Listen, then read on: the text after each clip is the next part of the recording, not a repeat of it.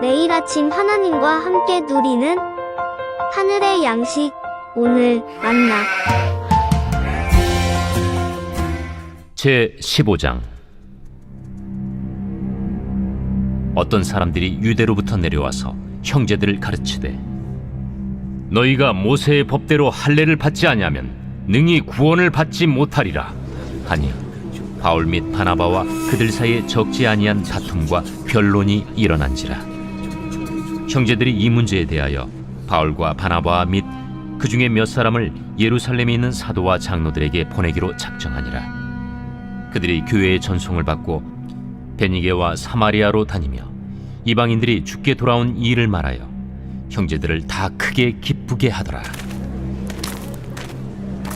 예루살렘에 이르러 교회와 사도와 장로들에게 영접을 받고 하나님이 자기들과 함께 계셔 행하신 모든 일을 말하며, 바리새파 중에 어떤 믿는 사람들이 일어나 말하되, 이방인에게 할례를 행하고 모세의 율법을 지키라 명하는 것이 마땅하다.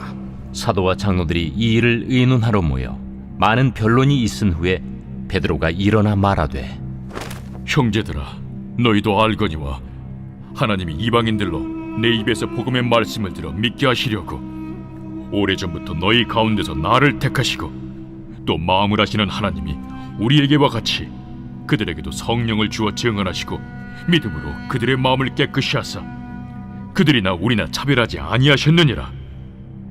그런데 지금 너희가 어찌하여 하나님을 시험하여 우리 조상과 우리도 능히 매지 못하던 멍에를 제자들의 목에 두려느냐? 그러나 우리는 그들이 우리와 동일하게 주 예수의 은혜로 구원받는 줄을 믿노라. 바울이 전도 여행을 마치고 안디옥으로 돌아왔습니다. 성경에는 바울이 지나갔던 지역에 대해서 어느 지역을 지나고 이르렀다 뭐 이렇게 표현하지만, 바울은 그 한 지역 한 지역을 아주 전심을 다해서 말씀을 나누었고 복음을 전했습니다. 바울에게 얼마나 많은 간증과 이야기거리가 있겠습니까? 그렇게 안디옥으로, 처음 출발했었던 그 안디옥으로 다시 돌아와서 그동안에 있었던 일들을 정리하고 보고하는 시간을 가지게 되었던 거죠. 14장 26절에 보면 이렇게 이야기합니다. 거기서 배 타고 안디옥에 이르니 이곳은 두 사도가 이룬 그 일을 위하여 전에 하나님의 은혜에 부탁하던 곳이라. 그래서 이방인들에게도 믿음의 문을 여신 것을 그 안디옥에 있는 사람들에게 보고했던 거죠. 그런데 그 은혜를 보고하던 그 자리에서도 문제가 생깁니다. 오늘 본문 1절에 보시면 어떤 사람들이 유대로부터 내려와서 형제들을 가르치되, 너희가 모세의 법대로 할례를 받지 아니하면 능히 구원을 받지 못하리라 하니, 이렇게 이야기했던 거죠. 유대인들이 문제였습니다. 모세의 율법이 여전히 있고 할례의 법이 있는데 그것 없이 어떻게 이방인들이 구원을 받을 수 있느냐에 대한 문제를 제기했었던 거죠. 그래서 그들 사이에 다툼이 일어납니다. 2절에 보시면 바울 및 바나바와 그들 사이에 적지 아니한 다툼과 변론이 일어난지라. 형제들이 이 문제에 대하여 바울과 바나바와 및 그 중에 몇 사람을 예루살렘에 있는 사도와 장로들에게 보내기로 작정하니라.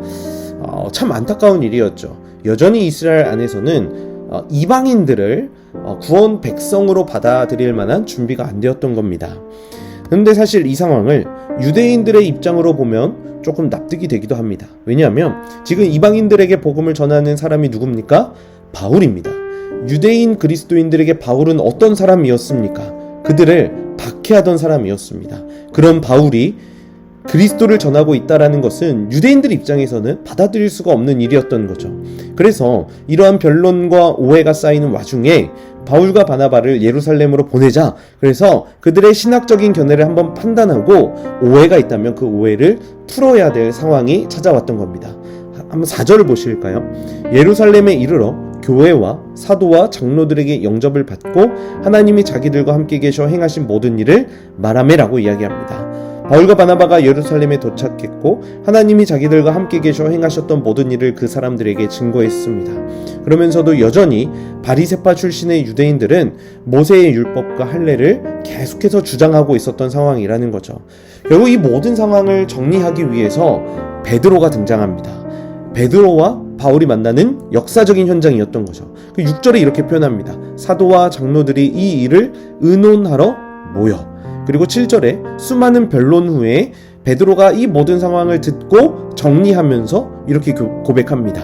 많은 변론이 있은 후에 베드로가 일어나 말하되 형제들아 너희도 알거니와 하나님이 이방인들로 내 입에서 복음의 말씀을 들어 믿게 하시려고 오래전부터 너희 가운데서 나를 택하시고, 지금 이 말은 베드로가 했던 말입니다. 오래전부터 하나님께서 베드로를 택하셔서 이방인들에게도 성령을 주셨다라는 거죠. 그리고 그 베드로의 말 마지막에 보면 이렇게 이야기합니다. 11절에 그러나 우리는 그들이 우리와 동일하게 주 예수의 은혜로 구원받는 줄을 믿노라 하니라. 이방인들도 동일하게 예수님으로 구원받는다라고 베드로가 최종 증언했었던 겁니다. 이 결정은 초대교회의 신학이 정립되는 데 있어서 굉장히 중요한 사건이었습니다. 이 결정을 통해서 이방인들에게도 복음이 전해져야 한다는 것이 교회의 공적인 신학으로 결정되었던 거죠. 그래서 어떤 신학자들은 이 사건을 공적으로 결정되었다라고 해서 예루살렘 공의회라고 정의하기도 합니다. 이방인들에게도 동일하게 예수님으로 구원받을 수 있음이 이 예루살렘 공의회로부터 공식적으로 선포되었던 거죠.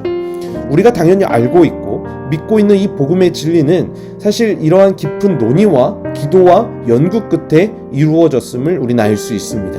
물론 이 본문 다음에도 야고보가 발언하는 장면이 등장하기도 하고 그것으로 인해서 바울과 바나바를 다시 이방 지역으로 파송하기로 하는 결과까지 나타나는 것을 우리는 보게 됩니다. 이런 본문을 우리가 살펴볼 때에 우리에게 중요한 한 가지 사실을 이 본문은 우리에게 교훈하고 있습니다. 우리가 복음을 전하는 삶, 그리스도를 중심에 모시고 그것을 증언하는 삶의 출발점은 바로 바른 신학이 자리 잡고 있다라는 겁니다. 그 신학이 뭡니까? 유대인이든 이방인이든 누구든지 간에 예수 그리스도 안에 있으면 믿음으로 구원에 이룰 수 있다라는 사실이죠. 이것을 알고 이것을 믿는 사람이 복음을 전하는 삶을 살 수 있게 된다라는 겁니다. 그래서 오늘 우리는 복음을 전하는 삶, 예수 그리스도를 삶으로 증거하는 삶을 살아가야 할 텐데 그 출발점에 가장 먼저 기억해야 할 것이 있다라는 겁니다. 바로 복음은 누구에게나 전할 수 있다라는 겁니다. 오늘 우리가 만나고 마주하는 모든 사람들에게 바로 복음이 필요하다라는 거죠. 그리고 그 복음은 나에게도 가장 먼저 필요할 것입니다. 그 복음을 믿고 그 복음을 누리며 살아가는 우리의 삶을 통해서 우리는 담대하게 이 복음을 선포하며 살 수 있는 겁니다. 그 복음이 나를 구원하기 때문이죠. 그 복음이 나를 살리고 영원한 생명으로 인도하기 때문입니다. 오늘 본문 3절에 보면 바울의 간증을 처음 들었었던 형제들에게 이런 반응이 나타나고 있습니다. 형제들을 다 크게 기쁘게 하더라. 이 복음이 이방인들에게 전해졌다라는 소식을 듣고 형제들에게 이런 반응이 나타났던 겁니다. 오늘 성남제일교회 모든 성도님들의 삶 가운데 이 반응이 동일하게 나타나길 축복합니다. 내가 내뱉은 나의 말 한마디로 다 크게 기쁘게 하더라. 나의 행동 하나로 인해서 모두가 다 크게 기쁘게 하더라. 내가 전하는 복음으로 내가 만나는 모든 사람들을 다 크게 기쁘게 하더라. 이러한 삶으로 오늘 하루를 기쁨으로 살아내시는 우리 성남제일교회의 모든 성도님들 되시길 주님의 이름으로 간절히 축복합니다.